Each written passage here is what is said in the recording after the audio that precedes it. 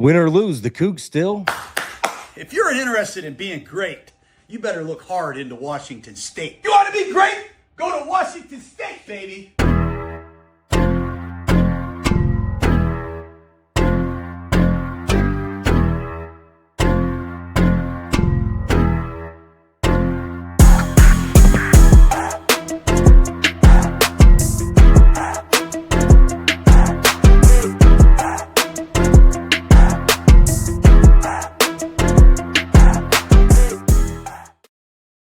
Welcome back to the Palouse Playbook. We got a fun guest in here today, Lucas from Win or Lose Pod. Lucas, thank you for joining us, my man. Dude, thank you guys for having me on. That video was awesome. We might need to take out the highlights from that UCLA game because I don't think anyone wants to remember that. But that video was sick. Fair. I wanted to get a Max Borghi in there somewhere. Yeah, you got to get Max in there somehow. And that's actually the jersey I'm rocking too. I had to get a Max in there somewhere. And that was one of the better highlights that he had. Dude, what a spring. We got to see a brand new team, a brand new conference, or a revived brand new conference. Want to get your thoughts. I'm going to pepper you with the first question here. Lucas, what are your thoughts on this team after the spring, after seeing everything that happened? Dude, I'm excited. Obviously there's a lot of turnover, which is always a big question mark, but they're also bringing back a lot of talent that they haven't necessarily had the luxury of in the past couple of years. They're returning their whole offensive line. They got a loaded running back room. I got the chance to interview Maxwell Woods. They all seem like that group is super connected. Tony Freeman produced a lot at receiver. So, obviously Jimmy took a lot of our defensive guys, but they've reloaded there. And there's a mix of continuity and new things to be excited about. And how can you not love Kirby Moore coming back home? And, it just feels like a little more. Jimmy never really connected or clicked. I think we can all say that now. And so somebody who just seems really ingrained in the community, I mean, how could you not be excited? So fired up. And you're so right. I love Jimmy. He was all about business. Yeah. He knew how to construct a defense very well. I felt like once he left, I felt like we understood maybe a little bit more of his assignment. He was trying to handle the offense and the defense, and I don't think it went exactly how everybody wanted. We saw just kind of the flaws on offense throughout the year. Danny probably getting overshadowed with a lot of his calls, and we finally get to see him, spark in that Utah State game in Boise. So best of luck to Danny again. I know I've said it at least 5 or 6 times, but I'm so fired up for Danny at North Dakota now. But we're seeing a completely different just style of football. Chad, toss some questions in here. No, so I mean, I totally agree. Like Jimmy had kind of like that attitude, and it's a poor attitude to have. It's more of like if you told me he came from North Dakota State, I would have said you're crazy. I felt like the 2 times I interacted with him, it was woe is me. We need more money. Just things weren't on his side. And then just on the flip side, like the one time I've had with Coach Moore is just very in tune, like with Pullman, just the community, and he knows it's community first too, especially in this offseason. I love how he's been getting some of the players out on campus. I don't know, Lucas, I know you just graduated last year, but you got some buddies there. Like, what's the vibe on campus with those, the football players getting out there in the community? Well, I actually had the opportunity a couple weeks ago over the spring football game to go to a Cougar Collective event and meet Coach Moore. And, I'm just mingling, talking to some of the older people of the Alumni Association. I'm just a 22-year-old kid who just graduated, comes right up to me, shakes my hand, introduces himself, looks me in the eye, and I'm like, this guy gets it. And, I agree. Jimmy, that was a top 15 defense, and they did some really awesome things. But just for, I think Dickert was the right coach at the right time for what we needed. We needed the rah-rah guy. I think Jimmy was the wrong coach at the wrong time. I just think he never fit what we needed. We needed somebody to lift us up. And we're going through a tough transition period, and he just wasn't that. He was there to further progress his career, and he wasn't engaged. And I think that's part of the reason that you didn't see the money coming in. The donors have to feel like they know this guy, they trust this guy. And I think they feel that way with Kirby Moore, and you're starting to see that money kind of flow in. So I think him knowing what being a Coug is all about, growing up here is so huge, because it's so hard to explain to people. We were chatting about Pullman a little bit beforehand. It's like, you try to explain it to somebody else, they're like, oh, that sounds like all the other colleges. Like, no, dude, you just don't get it. It's a different kind of community. And Kirby gets it. So that's what makes him so powerful in the position he's in. No, Yeah. just like the United Cougar Athletics recently up in Spokane, like hearing about the $1 million+ donations. I mean, like, I don't remember coaches bringing in that kind of money before. So, I mean, you have to think too, it's just not only the players are buying in, but the fans see it. It's about the community. It's about Cougar Nation. I love But it. also, just coming over from South Dakota State, I thought there was going to be a little bit small town feel. He was going to be able to connect with the town maybe a little bit more. But you're right. I think it was wrong fit. However, he did leave us with some really good players that we love. We've fallen in love. A lot of them too, though. We took a lot of them. We did. Okay, so we fell in love with Caleb Frankel, guys that are going to leave college football as Wazoo grads, or just Tucker Large. Tucker Large. There's some great players that are heading off. Colby Humphrey. I'm very excited to see what some of those guys or the opportunity that they get at the next level. But we're still here with Kirby Voorhees. We're still here with Laquona. We're still here with some of these really good dogs. Maxwell Woods was another one. Yep. We got some fun players to watch moving forward. And yeah, it just seems like Kirby Moore came with an agenda and just attacked it at an SEC level. And we're seeing that. And we're seeing all these great players from every level kind of get that. But I wanted to punch it over to you. What players are you really, really excited about as we leave this spring? Well, like I told you guys, I like to pick I think I'm smart, but I like to pick the brains of smarter people. And the names that I keep hearing from everyone that I've talked to are Linus, Zunk, and Matthias McClain on the defensive end. The strength of the team last year was that defensive line. They stood up to Ole Miss. They stood up to Virginia. And that's why they were able to be so competitive in that game. So that was my biggest concern. Bobby Terrell, those guys on the way out. How do we reload there?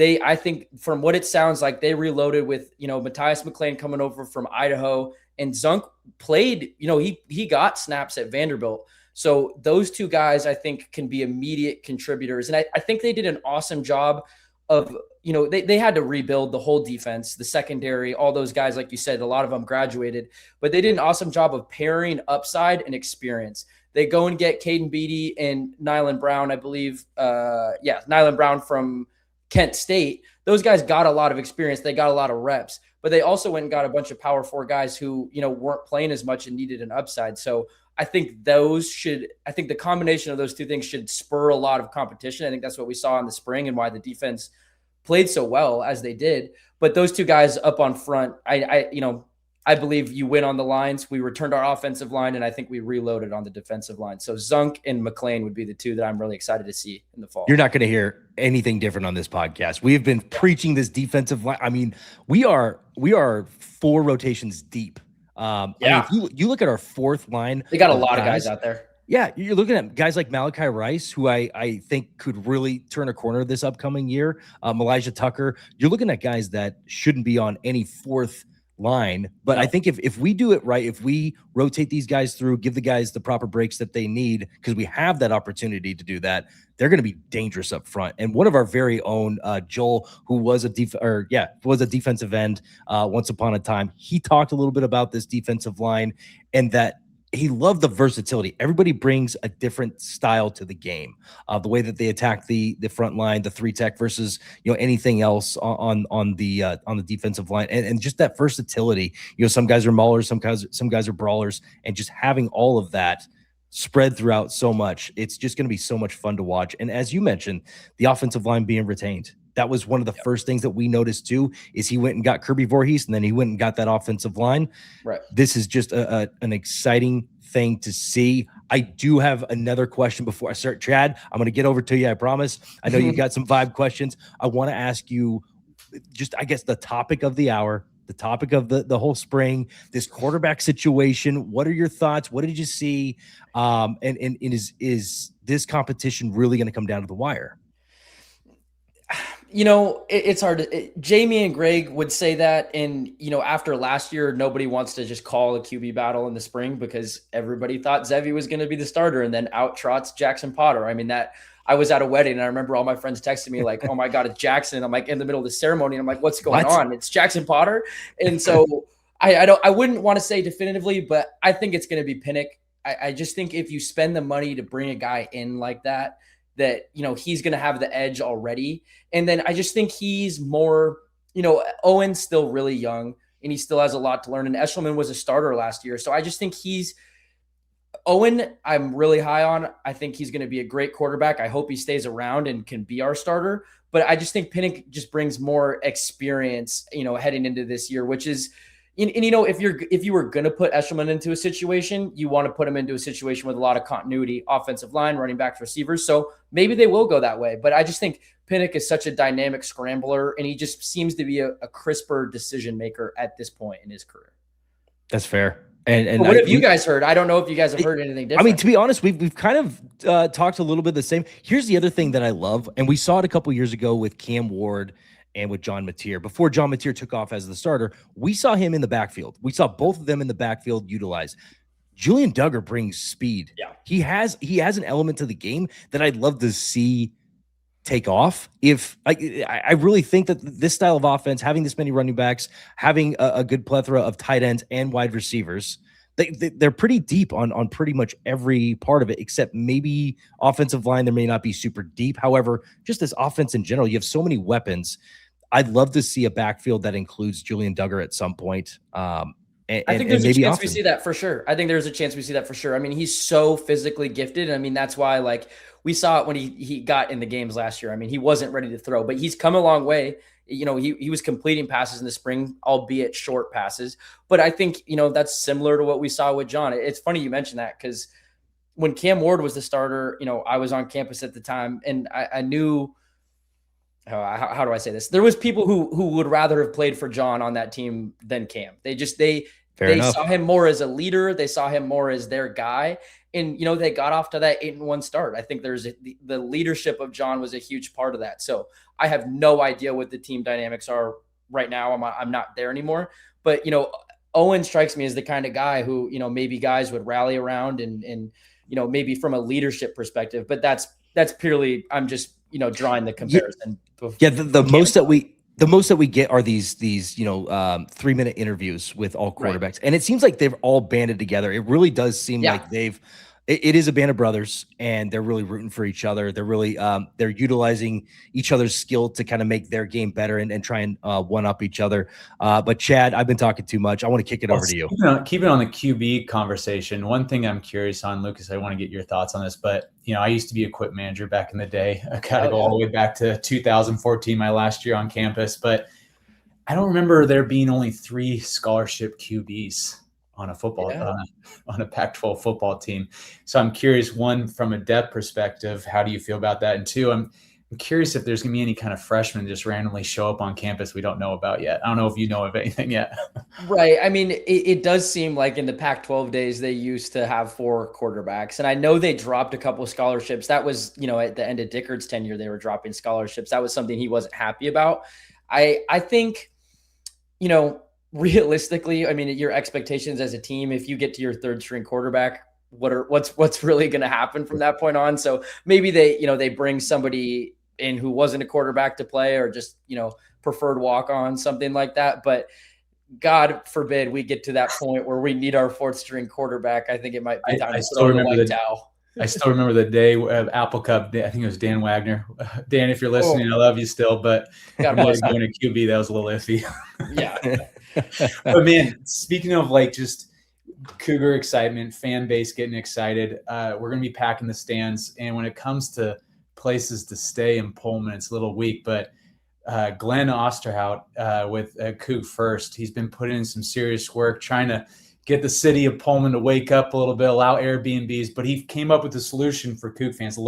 I saw you took advantage of it. Love to get your thoughts on it. Dude, it's been awesome. And obviously I've seen Glenn, trailblazing on Twitter, and I was like, so this is my first year as an alum. I'm not going to have a place to stay. My buddies were still there. I guess it's my 2nd year as an alum without, somewhere a free couch to sleep on. And so I started looking into it, and I'm like, gosh, hotels are booked. Everyone knows that story. I don't really want to go to Lewiston. I'd like to be able to go to the Coug after the game. So, where am I going to stay? And this opportunity for the 3-month lease came up, and I was like, well, this is cheaper than when I was living in Pullman, and I can bring my buddies back, and, maybe they'll, slide me a couple bucks for every weekend. They'll be more likely to come back for games. So it's been awesome. Called up Dabco. They've been fantastic. Got it done within a week. and they're offering rental furniture. I mean, they've really knocked out the whole package, and it's not too far. It's just right on the other side of Stadium Way, so you can walk to the games. I'm absolutely pumped about it. I think it's a great option for anybody out there who's struggling to find a place to stay, doesn't want to drive back to Spokane, back to Lewiston, even over to Moscow. I think it's and rotate people in. If you know other Cougs that want to go to games, have them stay there and, slide you a couple bucks for the weekend. It can't be more expensive than those hotels, I'll tell you that. I love that, Lucas. Yeah, I mean, mighty by many. That's what we are as far as Cougs fans. So if you can't afford it by yourself, just raise your hand, ask around, throw it on the Cougar forums. Somebody might be able to tag team. Hey, I can only do this game. What about these, these other games? Can somebody take them? I think there's a way to get this done. Cougs will help you out. Cougs will help you out. Wanted to shift gears just a touch. We got a technically brand new conference. No, it's still the Pac-12, but we got a new shift of the conference. I want to get your thoughts on this new conference, just skill level, where we kind of fit in. Understandably, it's a first-year head coach in Kirby Moore. But what are your thoughts as we leave spring, getting into the fall, or I guess summer? We're still kind of figuring out or pinpointing who our quarterback is. But what are your thoughts as we head into September 5th? Take on UW and the rest of the Pac-12. New Pac-12. Well, first of all, just with the conference, I mean, I'm pumped. The reason I fell in love with college football, college sports growing up was the regionality of it. I have family in Oregon. They're Ducks and Beavs. My mom went to UW, unfortunately. And so there was this natural rivalry between all of us that made it so exciting. The student sections, Cougs traveling over to the UW basketball games. That's why I fell in love with it. So I'm so excited that we're keeping the tradition of what college athletics is to me alive. I think that's a really exciting opportunity. And I think it's going to be hopefully exciting to athletes who grow up on the West Coast who don't want to go to UW and go play at Iowa. Maybe their parents can't make that game. So I'm so excited for it. And I think these brands, I think people are going to come to realize these programs are legit programs. San Diego State wins a lot of games. Boise State doesn't have to be said. Basketball wise, this is going to be a legit conference. I think we're going to struggle there. But I think as terms of football, I think there's no reason we shouldn't see ourselves as one of the top dogs. I think from a brand perspective, us and Boise State carry the most weight. So it's, can we compete with them on the field? And since Ashton Genty's left, you've kind of seen it dwindle a little bit for them. They're still bringing back Maddox Madsen, who isn't everyone's favorite quarterback, especially there. And I just think there's a window where it's like, for me, and I've tried to convince some of the older Cougs in my life who loved the old Pac-12 like we all did. It was a blast. This is our best opportunity to be a perennial contender, a perennial champion that we've ever had. There's no more, hey, we're going to have our 11-1 or 11-2 Gardner year, and then next year we're blowing 40-point leads to UCLA. That's going to be times of the past. There's no reason we shouldn't be, I think, in the conference title game this year and year in and year out. Well, and when you look at it, like as far as a Coug fan, like I'd love to get your thoughts on this. Like I think, the window's there even more than we ever had for a road to the college football playoff. Like I totally agree. I think the only thing that would hold this team back is they ended up with the hardest schedule I think I've ever seen us have. We have 3, those teams are going to be middle of their conference. They're all at 7.5 wins. I checked their over-unders yesterday. So it's not like you're playing world beaters, but to go on the road to those two stadiums and then get Arizona at home, who Fafita came to Pullman and whooped us a couple years ago. So I don't think I think the Cougs will get 2 of those games, maybe 1. I mean, I don't think they're going to get clean swept, but that's going to be the only thing that stops them this year. But like you said, you get into conference play, you look at that schedule and say, hey, we should be able to win all of these games, but we know that means you can lose all of them too. Well, if there's going to be one game that Matt Miller and Kirby Moore are going to be fired up for, damn well they're coming into that Boise State game with their heads on fire.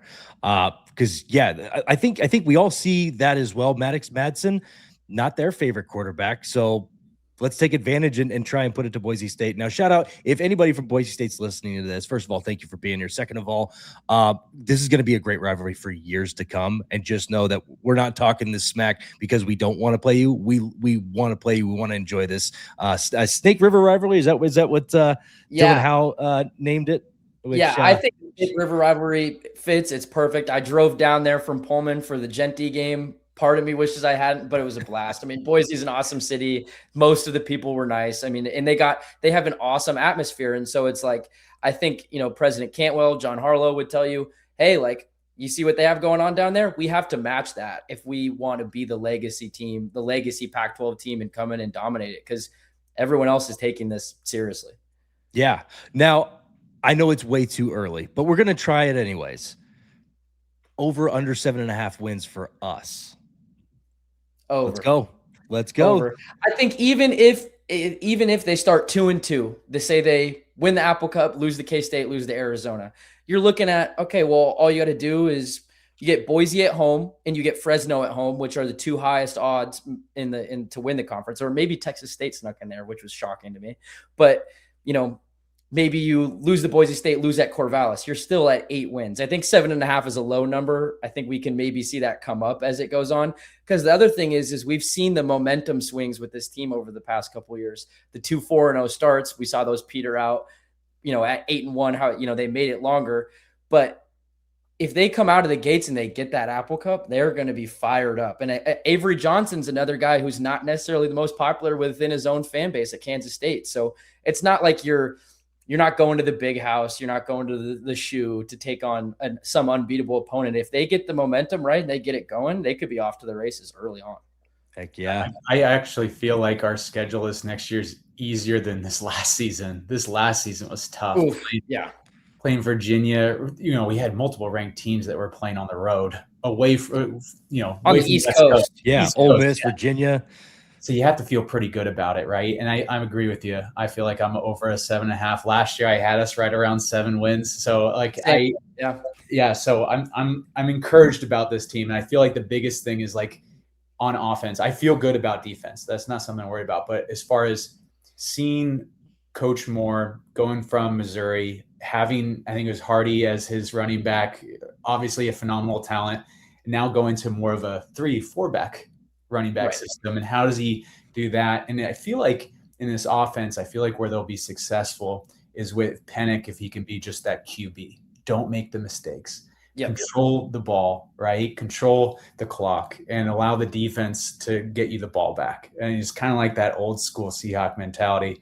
Yeah, man. I'm excited about it. I heard you guys talking about the offense the other day, and I think it's going to look a lot like, and I had Jamie Vinnick on my podcast on Monday. We talked about what it was going to kind of look like, and it's not going to be a traditional air raid. It's not going to be what we saw in the end of the Leach years, where it's even when in a running situation they're throwing. They're going to want to run the ball, but Kirby's going to have to adjust we're returning the offensive line, but this isn't an SEC offensive line. And so how are we going to get our running backs in the best spots to be successful? We saw how much the running game opened up when Zevi Eckhouse took over and the defense had to worry about him running. I think that's the biggest strength this team has. Utilizing Pinnick in the run game, utilizing him as a threat is just going to open up opportunities for Maxwell to burn it, Kirby in short yardage, and then they're just going to spray it around to the receivers, and they're going to keep having that defense crawl up, and then boom, Tony Freeman, Tank Hawkins. And that's really the spirit of the air raid, even though it's going to look a little different. Well, and to your point there, if what we saw, some of the struggles of the spring, which can be fixed, right? The long ball wasn't as accurate as maybe they wanted it to be. They still, Ganache Morty, I know, connected on the 44-yarder. Yeah. I know it's there, but if it's not connecting, they have so many weapons that they can just dump it down to. They can rearrange their offense halfway through the game if it's not working for the long ball. But like you said, Tank Hawkins, Anthony Freeman, and Tony Freeman, we have really good long ball options. For sure. And in the spring game, you talk about, Ganesh Worthy gets open and he gets that big catch, but Tony didn't play offense. So those two deep balls were both to Tank. And sitting with Greg and Jamie, they're like, Tony probably runs under that. So, that's another thing you got to consider too. And the other thing is, it's so hard with spring is the defense. And I think Trent Bray is a fantastic defensive coordinator. We haven't even mentioned his name yet. I'm really excited about him. I mean, he knows what he's doing. So for someone to take over year one and Kirby just to say, hey, I'm going to, me and Matt Miller, we're going to do the offense. That's all you, buddy. I think that's really exciting. But like I was saying, I just think with the versatility of Pinnick. He just has to avoid the big mistake, like Chad said. You just can't, and he is going to throw some picks. If you go and watch his UC Davis against UW last year, not fun tape to watch, but he's going to have a much different tape or a much different team around him, and that should put him in a lot better position to be successful. Well, and let's just talk about what we just saw last year. Zevi Eckhouse turned the ball over so many times, yet with the defense that we had, we still were in games. So if Pinnick can clean some of that up and just work a whole lot better and just stay dynamic in his game, if he gets better game by game, if he gets better quarter by quarter, we're going to see such a more fluid offense than what we saw last year. So I agree. I think that there's a lot to love on both sides of the ball, and that you just have so many weapons. I mean, like you said, we're still getting through names. Trent Bray was the one that we just threw out that's orchestrating this whole defense. We haven't even talked about what's behind the three-headed monster in the backfield. There's Bo Phillips, there's incoming Lance McGee, and then there's another couple freshmen that are coming in. There's so many good pieces that I think throughout the season, you're going to see some of these guys really take off in the right direction. I totally agree. And I was looking around at the roster, as I was trying to break it down, and I think this might be, I don't want to say the deepest, that seems like hyperbole, but it's one of the deepest teams I've seen. Usually I think you're in right. our great years, we can have a great all 22, but then, the second level, there's a drop off. I don't really see that. I think the X factor, and this isn't a hot take, but quarterbacks are the most important position in sports. Their ceiling, whether they hit the dream season, they win those first 3 games in their CFP, in the CFP race, or they go 9-3 and make the conference title game.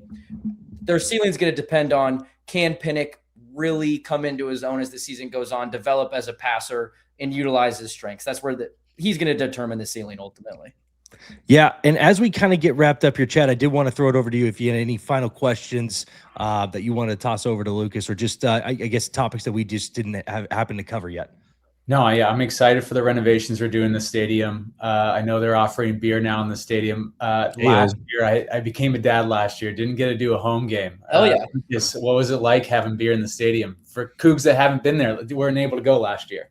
It was nice. It was certainly, with no conference championship game and the weather and the matchups, there wasn't a ton of us in Martin Stadium towards the end of the year, but having the beer helped a lot. It made it more exciting. But I think, like you said, you mentioned those renovations, that is really exciting. That stadium needed it. The LEDs, the video board, the turf they're ripping up. I'm going to try to buy some in our man cave. The locker room should help a lot with recruiting, but I also think it should help a lot, I think those 2 early season games, Duquesne, Arizona, Fresno, I should say 3, I think you're going to see a packed Martin Stadium, especially if they come out of those first 2 weeks with at 1 win.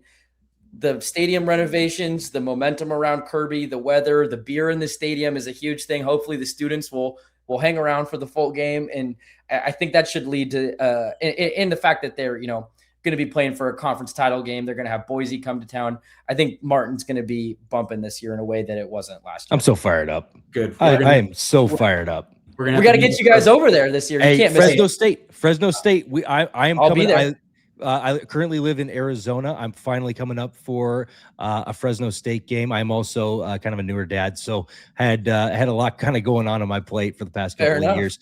But coming up for the Fresno State, we're trying to get we are getting the whole Up West crew out to that game. So we will definitely grab some beers in that stadium. For sure. And Lucas, I'll be at the Duquesne game. I'll be doing the first 3 games too. So I'll be on the road too at Kansas State. So I'm looking forward to that. I don't know if you'll be going down. I was thinking about it. It's called Manhattan, but I was looking at it. The flights are not that expensive, so I was thinking about it. Hey, just hit me up, man. Hop, skip, and a jump. It's a little Manhattan. We got room. Get credentials, go down there, work. That'd be awesome. Now we have a really cool Coug fan base that happens to love the Palouse Playbook, that listens to our podcast fairly regularly. Guys, we want to send you over to Lucas. Lucas is doing phenomenal work over at Win or Lose Pod. But Lucas, where can everybody find you? How can we send our Cougar faithful over to your way? Yeah, Win or Lose Pod on all platforms. If you want to catch, my articles, my writing, cougcenter.com under Lucas Ingham. We just had Jamie Vinnick on the pod on Monday, and then next week we had on the 3 Tech pod, which they do a preview for all 138 FBS teams, and they picked the Cougs to win the Pac-12. So got them on the pod to talk about what they were seeing with our Cougs. That will be dropping next Monday. And then, yeah, win or lose pod, all platforms. Hell yeah. Lucas, thank you again for joining us. And just remember, life's too short. Gas up your boys.